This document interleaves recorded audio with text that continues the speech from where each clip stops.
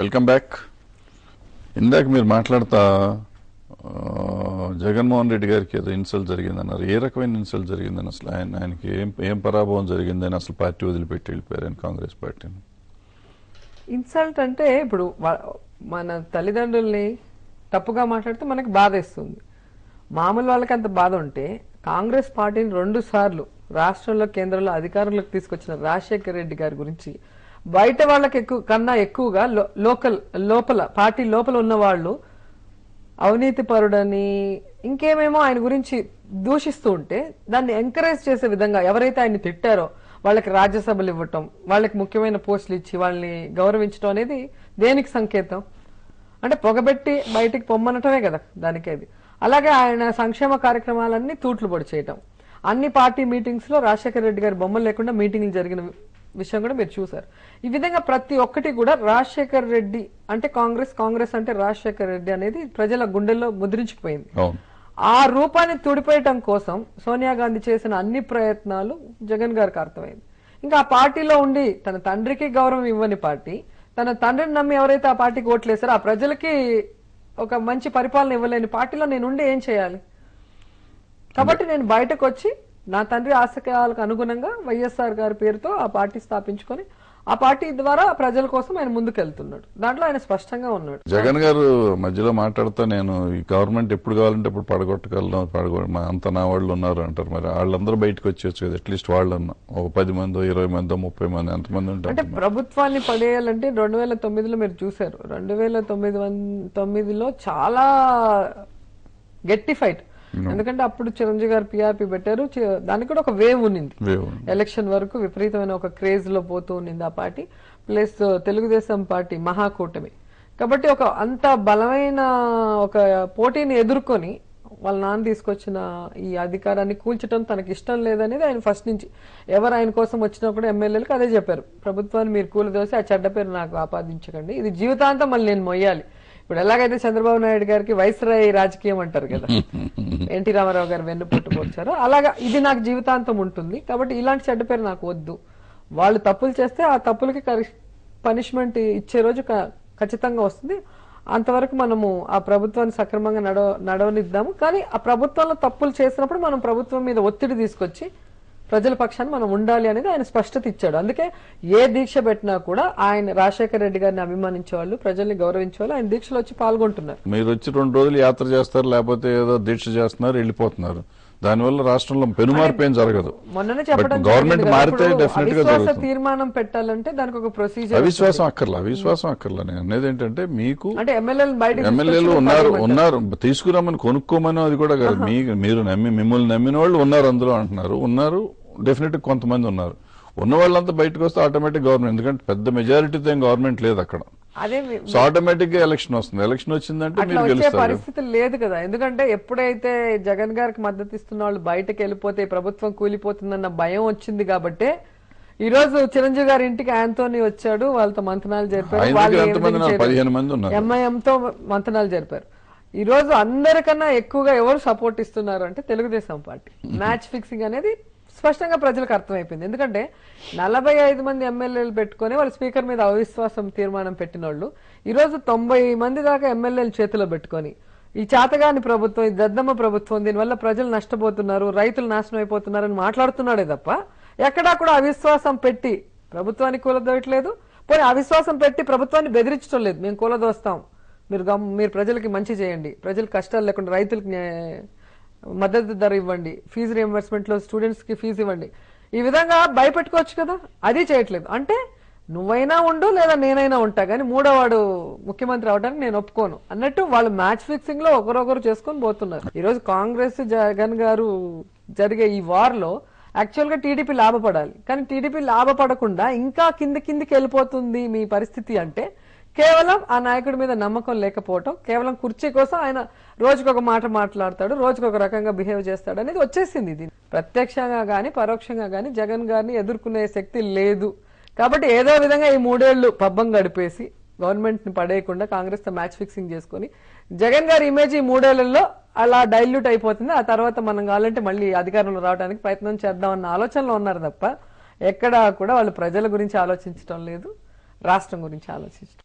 చాలా వేడివేడిగా చాలాసేపు మాట్లాడాను. సరదాగా అసలు సినిమాలు ఏంటి, నీకు నచ్చిన సినిమా ఏంటి? ఇన్ని సినిమాలు చేసావు, 100 సినిమాలు పైన చేసావు కదా, దాంట్లో నచ్చిన సినిమా ఏంటి?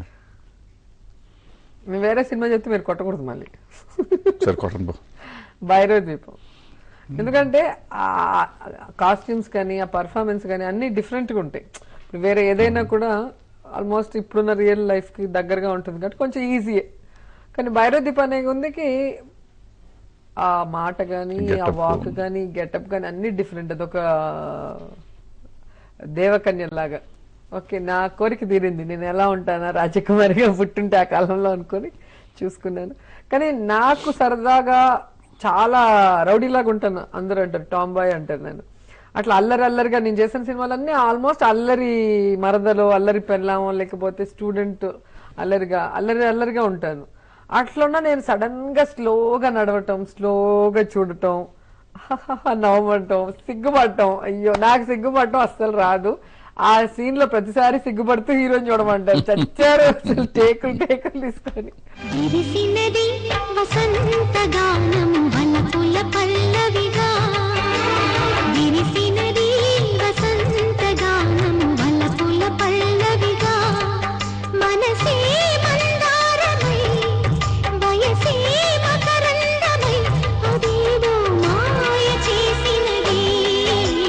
నువ్వు వేసిన క్యారెక్టర్స్ లో ఏదన్నా మంచి అవార్డ్స్ రావాల్సిన సినిమాలు ఉండి అవార్డు రాకుండా నీ క్యారెక్టర్కి అవార్డు రాని సినిమా ఏదన్నా అనిపించిందా? స్వర్ణకకి అవార్డు వస్తుందని నేను ఎక్స్పెక్ట్ చేయలే. యాక్చువల్గా అయితే దానికి వచ్చినందుకు నేను చాలా హ్యాపీగా ఫీల్ అవుతున్నాను. ఎందుకంటే ఫస్ట్ హాఫ్ అంతా వితౌట్ మేకప్ యాక్ట్ చేసి ఉంటాను. అసలు ఎండలో భద్రాచలంలో మామూలుగా అక్కడ ఉన్న ట్రైబల్స్ తో కలిసిపోయి అట్లాగే యాక్ట్ చేయడం జరిగింది.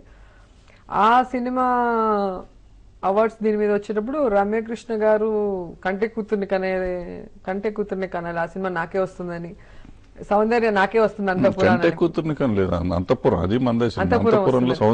ఫ్రెండ్స్ డిస్కస్ చేసుకుంటా ఉండాలి, నాకే వస్తుంది సరే నాకే వస్తుంది వాళ్ళిద్దరు. నేను మనకే వస్తుందిలే, మనకెవరు ఓటేస్తారు, నేను కామ్గా కూర్చొని తీరా చేస్తే నాకు అనౌన్స్ అయ్యేకి ఇద్దరు కొట్టాను. నన్ను దొంగ మొహమా, మేమిద్దరం కొట్లాడుకుంటుంటే కనీసం నీ సినిమా ఉంది నీకు వస్తుందని కూడా అనలేదంటే ఇంకా మీ ఇద్దరు నాకు ఎవరు ఇస్తారులే అనుకున్నాను. కానీ పర్లేదు జడ్జిలు నా యాక్టింగ్ పట్టింది అనుకున్నా. మళ్ళీ మాలో నాకు సన్మానం పెట్టారు ఇట్లా అవార్డు వచ్చిన వాళ్ళకి. అప్పుడు జమున గారు చెప్పారు, మిగతా వాళ్ళ క్యారెక్టర్ ఫస్ట్ నుంచి ఒకేలాగా ఉంటుంది, మూస పాత్రలాగా, మీది 3 డైమెన్షన్స్ ఉంది, నాకు బాగా నచ్చింది మీ పర్ఫార్మెన్స్, నేను గట్టిగా వాదించాను అని చెప్పగానే నాకు చాలా హ్యాపీ అయింది. ఓకే బాబోయ్ అనుకున్నది. నువ్వు రమ్యకృష్ణ రంభ ఆ రోజుల్లో అంటే లాస్ట్ జనరేషన్ అనుకోండి నాకు తెలిసినంత తర్వాత తెలుగు అమ్మాయిలు రావట్లేదు. ఎందుకు రావట్లేదు? మీరు వచ్చారు కదా, మీరు అందరూ టాప్ పొజిషన్ లోనే ఉన్నారు, మీ ముగ్గురు మీ రేంజ్ కి టాప్కి వెళ్ళిపోయారు. మళ్ళీ తెలుగు వాళ్ళు ఎందుకు రారు? తెలుగు అమ్మాయిలు అసలు ఎందుకు తెలుగు రావట్లేదు? మొత్తం హిందీ వాళ్ళు మనం తెచ్చుకొని బాంబే నుంచి తెచ్చుకొని ఇంపోర్ట్ చేసుకుని పెట్టుకోవాల్సిన పరిస్థితి ఎందుకు వస్తాను తెలుగు ఇండస్ట్రీలో? చాలా బాధాకరం. ఇది నేను అడగాలి యాక్చువల్గా ఆర్టిస్ట్ గా ఉండి. యాక్చువల్గా తెలుగు అమ్మాయిలు అంటే లాంగ్వేజ్ మీద ఒక పట్టు ఉంటుంది. లాంగ్వేజ్ మీద పట్టు ఉన్నప్పుడు మంచి పర్ఫార్మెన్స్ వస్తుంది. హీరోయిన్ ఓరియంటెడ్ సినిమాలు చాలా చూస్తే మీరు మన ఆర్టిస్టులు చేసినంతగా వాళ్ళు చేయలేరు. వాళ్ళు ఓన్లీ గ్లామర్ డాల్స్ సాంగ్స్ వరకు ఒక వైట్ గా ఉంటారు కాబట్టి కొంచెం కలర్ఫుల్ గా డ్రెస్సెస్ వేసుకున్నా దానికి మోడర్న్ గా ఓకే. గానీ మళ్ళీ మీరు హీరోయిన్ ఓరియంటెడ్ సినిమాలు చేయాలన్నా గెటప్ వేయాలన్నా మన వాళ్ళే. కానీ మరి మన వాళ్ళు ఇండస్ట్రీలో ఎవరు రావటం లేదా, లేకపోతే వచ్చినా కూడా వాళ్ళకి టైం కేటాయించి వాళ్ళకి మళ్ళీ మొత్తం మేకప్ నుంచి యాక్టింగ్ నుంచి డాన్స్ నుంచి అన్ని నేర్పించడానికి ఓపిక లేక బాంబేకి పోతున్నారు. నాకైతే అర్థం కాలేదు, రావట్లేదు. ఇప్పుడు నేను ఒక షో చేసి అందమైన బాంబులని, అంతకుముందు కృష్ణవంశీ అప్పుడు తేజతో అందరం కొత్త వాళ్ళు కావాలని అనౌన్స్ చేసాం. రావటం 10,000 అప్లికేషన్లు వస్తున్నాయి, బట్ ఒక్కళ్ళు కూడా పనికి వచ్చే వాళ్ళు ఉంటున్నా. ఈ అమ్మాయిలు కూడా హీరోయిన్లకు కూడా ఏదైనా వచ్చి సలహా ఇవ్వచ్చు కదా, అంటే రాబోయే వాళ్ళకి రావట్లేదు, ఎందుకు భయపడుతున్నారు, భయపడకుండా రావచ్చు అనేది. ఏం భయపడిన అవసరం లేదండి. అన్ని ఫీల్డ్స్ లాగే సినిమా ఫీల్డ్ కూడా ఒక మంచి ఒక వేదిక కాబట్టి ఎంతో మందిని మనము ఎంటర్టైన్ చేస్తున్నాం, లేదా ఒక మెసేజ్ ఇచ్చే ఒక స్టేజ్ ఇది. మనం ఏదైనా చెప్పాలి అనుకుంటే సినిమా ద్వారా చెప్తే తొందరగా రీచ్ అవుతుంది చాలా మందికి ఒక మంచి మెసేజ్. కాబట్టి ఇది కూడా ఒక జాబ్ లాగా మీరు అందరు కూడా అనుకొని రావాలి తెలుగు వాళ్ళందరని కోరుకుంటున్నాను నేను. థ్యాంక్ యూ రోజా గారు. Thank you very much. ఇది ఈ వారం ప్రజా ప్రశ్న.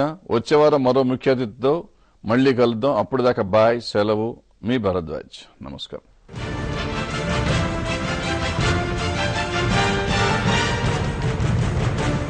.com ruchulu.com making of Andhra recipes. Recipe videos in Telugu for all varieties of veg, non-veg, baking snacks and desserts. Please visit ruchulu.com.